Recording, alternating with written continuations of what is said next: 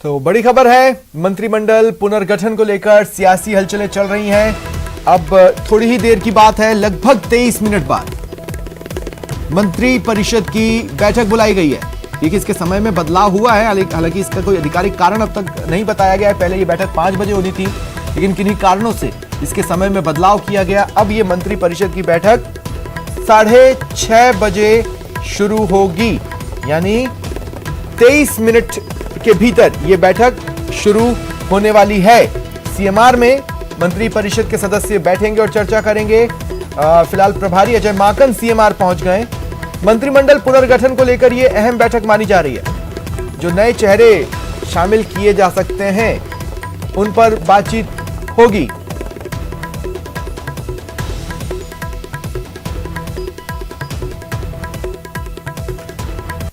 और इधर विधायकों की धड़कनें तेज हैं। हर विधायक फोन आने का इंतजार कर रहा है। देखिए, लाइव तस्वीरें हैं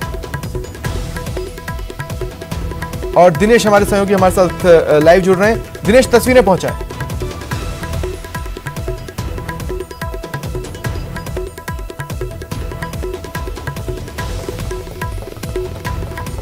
खास पर और ये साफ संकेत है कि अजय माकन भी शामिल हो सकते हैं मंत्रिपरिषद की बैठक में। अब से कुछ ही देर में मंत्रिपरिषद की बैठक शुरू होने वाली है और काफी महत्वपूर्ण बैठक है। तो कुछ ही देर में मंत्रिपरिषद की बैठक शुरू होगी। अभी जो है कुछ ही देर पहले मंत्री डॉक्टर रघु शर्मा भी पहुंचे हैं। बाहर से वो लौटे हैं, सबसे पहले अपने निवास पहुंचे हैं और कुछ ही देर में वो रवाना होंगे मुख्यमंत्री निवास के लिए। तो 6:30 बजे जो है मंत्रिपरिषद की बैठक शुरू हो जाएगी और ये माना जा रहा है कि ये जो मंत्रिपरिषद की बैठक है, इसमें इस्तीफे जो है वो ले लिए जाएंगे मंत्रियों से और उसके बाद जो है वो फोन किए जाएंगे। जो भी मंत्री बनेंगे नए विधायक, उनको जो है एक एक करके फोन किए जाएंगे। तो कुछ ही देर में जो है जब बैठक शुरू होगी, एक तरीके से औपचारिक बैठक हम कह सकते हैं कि पूरी जो है वो कवायद पूरी की जा चुकी है। अब केवल संदेश जो है वो मंत्रियों को देना है कि कौन कौन बाहर का रास्ता देखेंगे और कौन कौन जो है वो मंत्री बने रहेंगे। ये जाहिर तौर पर इस मंत्रिपरिषद की बैठक में रहने वाला है और कई जो विधायक जिनको उम्मीद है कि वो मंत्री परिषद में शामिल हो सकते हैं, तो वो सब आ चुके हैं जयपुर में ही। अधिकांश विधायक जो जयपुर में मौजूद हैं और बेसब्री से इंतजार कर रहे हैं फोन आने का। और सभी की जो है वो धड़कनें तेज हैं। जो मंत्री हैं मंत्री परिषद में शामिल है, उनकी भी धड़कनें तेज हैं, क्योंकि किसी को नहीं पता कि कौन जो है मंत्री परिषद में बना रहेगा, कौन बाहर होगा। इसी तरीके से विधायकों की बात करें तो विधायक भी जो है वो कई सारे विधायक जो हैं उम्मीदें लगाए बैठे हैं कि उनकी लॉटरी लग सकती है, उन्हें मंत्रिमंडल में जगह मिल सकती है।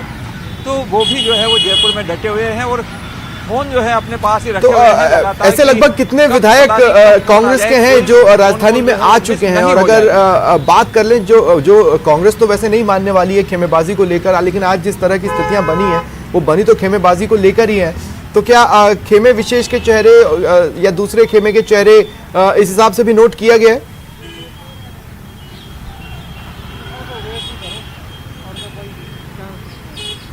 देखिए, तकरीबन सभी विधायक जो है वो कांग्रेस की अगर बात करें तो वो जयपुर में है और खासतौर से जो जिनको उम्मीद है, जो 2-2, 3-3 बार विधायक, 2-2, 3-3 बार के विधायक है, क्योंकि ये कहा जा रहा है कि जो फर्स्ट टाइमर है उन्हें संभवतः मंत्रिमंडल में जगह नहीं दी जाएगी। इसके साथ ही कई जिनके नाम लगातार चर्चाओं में बने हुए हैं वो यहाँ जयपुर में मौजूद हैं, जिनको उम्मीद है कि किसी का पत्ता कटा। सब अपने अपने समीकरण बैठाने में लगे हैं। सब अपने अपने समीकरण इस तरीके से देख रहे हैं कि उसका पत्ता कटता है तो मैं उसकी जगह शामिल हो सकता हूं, उसका पत्ता कटता है तो मैं उसकी जगह आ सकता हूं। तो सब अपने अपने समीकरण सेट करने में लगे हैं, लेकिन लॉटरी किसके नाम की लगेगी ये महत्वपूर्ण है देखने वाली। जहां तक खेमेबाजी की बात है तो सभी खेमों के विधायक यहाँ पर मौजूद हैं, लेकिन एक बात यहाँ पर निकल के आ रही है, हालांकि पूरी तरीके से पुष्ट वो बात नहीं है। ये कहा जा रहा है कि जो बसपा से कांग्रेस में जो विधायक आए उन्हें संभवतः अभी मंत्रिमंडल में शामिल नहीं किया जाएगा। दूसरी बात ये कि जिन निर्दलीय विधायकों ने सरकार बचाने में साथ दिया था, उन विधायकों को भी शायद अभी मंत्रिमंडल में जगह नहीं दी जाएगी। यानी जो बसपा से कांग्रेस में आए विधायक हैं और जो निर्दलीय विधायक हैं, उनके हाथ निराशा लग सकती है। ये फैसला जो है वो बताया जा रहा है कि आला कमान के स्तर से हुआ है और आला कमान ने ये साफ कह दिया है कि फिलहाल जो है इन लोगों को जगह नहीं दी जाएगी। केवल वही विधायक जो कांग्रेस के हैं, कांग्रेस के टिकट पर जीत कर आए हैं, उन्हें फिलहाल मंत्रिमंडल में शामिल किया जाएगा। हालांकि अभी तक आधिकारिक पुष्टि कोई नहीं है इसकी। नहीं तो फिर इसके अगर ये जो बात आप कह रहे हैं, देखिए आधिकारिक पुष्टि नहीं हुई है, लेकिन ये लगातार राजनीति कांग्रेस है। ये कहती रही है, अगर आपको याद होगा परसों भी एक जनसभा में मुख्यमंत्री अशोक गहलोत इस बात को हाईलाइट करते दिखे थे कि विधायक ने बिना किसी इच्छा के हमारी सरकार को बचाया जब बीजेपी साजिशों में लगी थी। समय समय पर ऐसे विधायकों की पीठ थपथपाकर वो खुद खुले मंचों पर तारीफ कर चुके हैं। अब जब ये चर्चा चल रही है कि बसपा और निर्दलीय विधायकों को फिलहाल मंत्रिमंडल में जगह नहीं देंगे, तो अब कुल 30 स्पॉट्स हैं, तो क्या 22 से 25 स्पॉट्स भरे जाएंगे और कुछ खाली रखे जाएंगे ताकि अगले विस्तार की गुंजाइश बनी रहे और उसमें उनको एकोमोडेट किया जाए, या फिर क्या स्थितियां बन रही हैं? मतलब नंबर को लेकर क्या चल रहा है, कितने हो सकते हैं मंत्रिमंडल में चेहरे?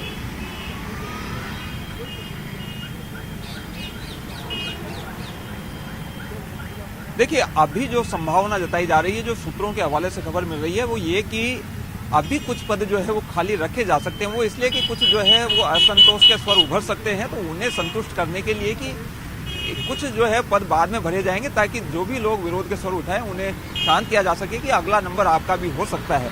लेकिन अब जो है सरकार 3 साल पूरे कर चुकी है, तो ये माना जा सकता है कि विरोध अगर नजर भी आएगा तो वो बहुत छोटे स्तर पर होगा। बहुत बड़े स्तर पर विरोध की गुंजाइश अब नजर नहीं आ रही है, क्योंकि अब देखिए जो भी विधायक जिनको मंत्री पद नहीं मिलेगा वो बजाय विरोध करने के अपने अपने क्षेत्रों में जाएंगे, मेहनत करेंगे, टिकट की दौड़ में वो लगेंगे। तो अब तो टिकट बचाना जो है वो प्राथमिकता हो जाएगी कि उन्हें अगली बार टिकट मिले और वो वापस जो है वो जीत कर कम से कम आए।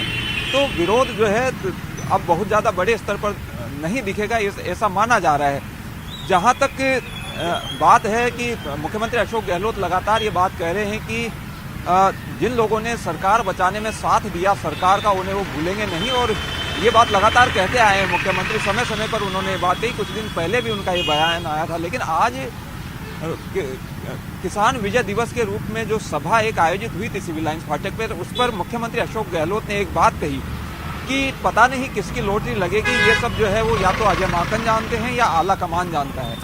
तो इससे कयास ये लगाए जा रहे हैं कि सब कुछ जो है वो मुख्यमंत्री की मर्जी से नहीं हो रहा है, बहुत कुछ जो है वो दिल्ली से तय हुआ है और उसमें मुख्यमंत्री कुछ नहीं कर सकते। मुख्यमंत्री ने क्योंकि पहले ही ये बात कर दी थी कि जो भी आला कमान करेगा वो सब मंजूर होगा, उन्होंने पूरा जो है वो सब कुछ आला कमान पर छोड़ दिया था। और ये बताया जा रहा है कि आला कमान से जो है वो इस तरह का मैसेज है कि फिलहाल जो है वो केवल कांग्रेस के टिकट पर आए, जीतकर जो विधायक आए हैं उन्हें ही मंत्रिपरिषद में जगह दी जाए। तो ये जो विधायक हैं जो लगातार कांग्रेस के साथ में पाले में होने की बात कर रहे थे, तो इनमें कहीं ना कहीं असंतोष के स्वर जो है वो नजर आ सकते हैं। जब चेहरा सामने आएगा, जब नाम सामने आएंगे, तो उसके बाद जो है कुछ असंतोष नजर आ सकता है। जहाँ तक गहलोत धड़े और पायलट धड़े की बात है, तो संतुलन उसमें भी बनाना बेहद जरूरी हो जाता है। ये माना जा रहा है अभी तक कि 4 से 5 नहीं, लेकिन मैं देखिए आपके पास इस सवाल के साथ आ रहा हूं दिनेश,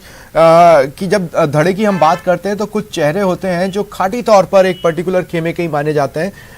उनकी शुरुआत, उनका बेस उसी खेमे से है। जैसे अगर मैं बात करूं विश्वेंद्र सिंह, खुले तौर पर स्वीकार्य है उनको, वो समय समय पर बयान देते रहे सचिन पायलट को लेकर।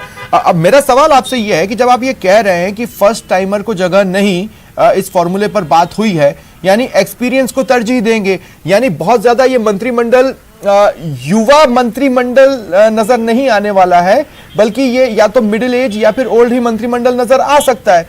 ऐसे में बहुत से ऐसे फर्स्ट टाइमर्स तो सचिन पायलट के साथ हैं जिनको आप युवा चेहरों को मानते हैं, हालांकि कई सीएम गहलोत के साथ भी हैं।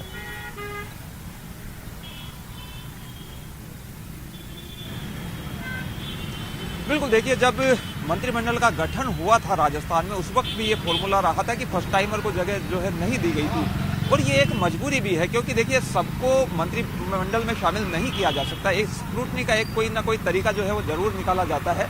तो एक ये स्क्रूटनी का तरीका हम कह सकते हैं कि फर्स्ट टाइमर को बाहर कर दिया तो एक जो है कंपटीशन वो कम हो गया। केवल उन्हीं लोगों को जो 2 या उससे अधिक बार जो विधायक बनकर आ चुके हैं, विधानसभा में पहुंचे हैं, केवल उन्हें मंत्रिमंडल में शामिल किया जाएगा। तो ऐसा नहीं है कि पायलट खेमे में सभी फर्स्ट टाइमर हैं, वहाँ भी कई अनुभवी लोग हैं जो पूर्व में मंत्री भी रहे हैं और उनमें नाम जो चर्चाओं में है। पायलट खेमे के से अगर बात की जाए तो चर्चाओं में नाम बृजेंद्र सिंह ओला का है, वो भी पूर्व में मंत्री रहे हैं।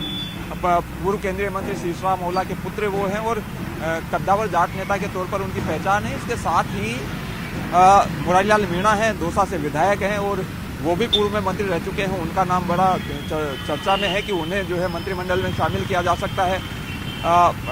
दूसरे नामों की बात की जाए तो दीपेंद्र सिंह शेखावत, उनका नाम जो है वो चल रहा है। इसके साथ ही हेमाराम चौधरी, वो 6 बार के विधायक हैं और काफ़ी जो है अनुभव रखते हैं, कैबिनेट मंत्री रह चुके हैं। वो भी दीपेंद्र सिंह शेखावत जो है वो विधानसभा अध्यक्ष रह चुके हैं। ये कई जो है अनुभवी चेहरे हैं पायलट करने में भी, जिन्हें मंत्रिमंडल में जगह दी जा सकती है। देखिए, स्कूटनी का कोई ना कोई तरीका तो निकालना पड़ेगा और फॉर्मूला ठीक है, तो आप नजर बनाकर रखें, हम आगे भी आपसे अपडेट्स लेते रहेंगे, क्योंकि अब महज 13 मिनट की बात है जब मंत्रिपरिषद की बैठक शुरू हो जाएगी। ऐसे में क्या हलचलें रहती हैं, कौन कौन वहां पर पहुंचता है, ये तमाम अपडेट्स मैं आपसे लेता रहूंगा और दर्शकों तक पहुंचाता रहूंगा।